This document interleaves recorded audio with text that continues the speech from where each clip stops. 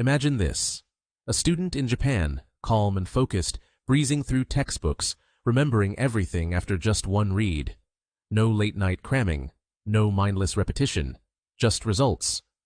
What if I told you you could do the same?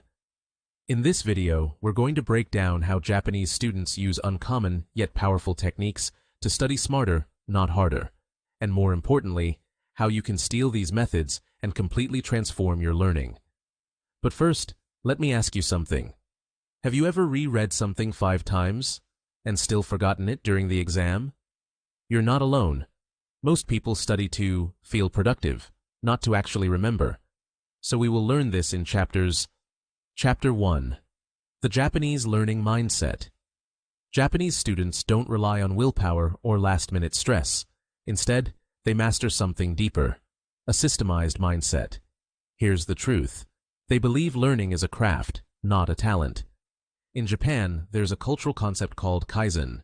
It means continuous improvement. This mindset changes everything. Instead of studying hard, the goal becomes studying better each time. Takeaway for you. Don't aim to study more hours. Aim to study more effectively, even if it's just 1% better each day. Chapter 2. Active recall. One of the most powerful tools used by top students in Japan is active recall. And yet 90% of students don't use it correctly. Here's how it works. You don't learn by reading information. You learn by trying to recall it. Imagine you read a chapter. Instead of rereading it, you close the book and ask yourself, what do I remember from that?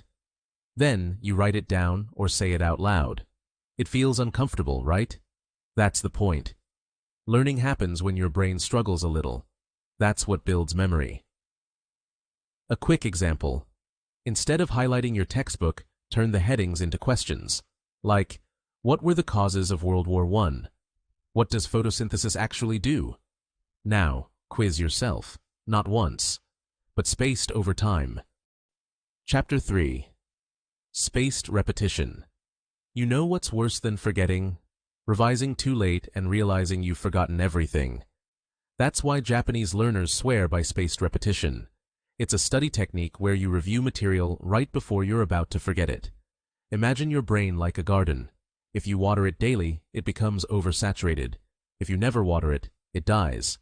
But if you water it just in time, it thrives. Tools like Anki or physical flashcards help with this. But even without tech, you can do it manually. Here's a simple plan. Day 1. Learn. Day 2. Review. Day 4. Review again. Day 7. Review again. Day 15. Final review. Each session gets shorter because the info becomes stronger in your memory. Chapter 4. Interleaving. Don't study in blocks. Most students study one subject for hours before switching. That's called blocking. It feels productive, but it's not. Japanese high achievers use a smarter technique, interleaving. Here's what it means. Instead of doing math for 2 hours, you do 20 minutes of math, then 20 minutes of history, then 20 minutes of science. Why? Because switching forces your brain to re-engage. It's like giving your mind mini workouts in different directions. Think of it like this. If you go to the gym and only train biceps, you get imbalanced. Interleaving trains your brain across topics, forcing deeper understanding and memory. Chapter 5. Teaching others, the samurai's shortcut. There's a saying in Japanese schools, if you can teach it, you truly understand it. It's true. One of the best ways Japanese students prepare is by pretending to teach classmates. This is called the Feynman technique, named after physicist Richard Feynman. Here's how to do it. 1. Pick a concept you just learned. 2. Explain it out loud in simple language, as if teaching a child. Notice where you get stuck. 4. Go back, fix that gap. 5. Repeat. This turns your brain from a sponge into a generator of ideas, and memory sticks longer when it's used actively. Chapter 6. Immersion. Make study. Part of life. Japanese students don't pause life to study. They blend it into daily routine. Ever heard of passive learning? Post sticky notes around your room. Use phone wallpapers with formulas. Listen to audio notes during chores. Turn your environment into a learning lab. Every glance, every sound equals another micro-review. It feels effortless, but the effect is powerful. Chapter 7. The Power of Purpose. Let's be honest. Studying feels pointless when you don't know why you're doing it. Japanese learners often tie studying to something personal. Becoming independent, honoring family, entering a dream university, building discipline. Your turn. What's your reason? Why do you want to remember everything? When studying becomes emotional, memory gets sticky. Your brain doesn't just store facts, it stores meaning. Chapter 8. The Final System. Let's recap everything you just learned in one killer study loop. 1. Learn something new. Keep it short. 2.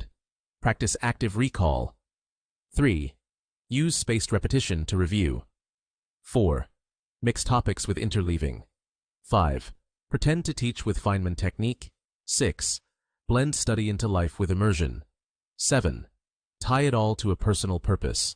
This is how Japanese students build memory that lasts.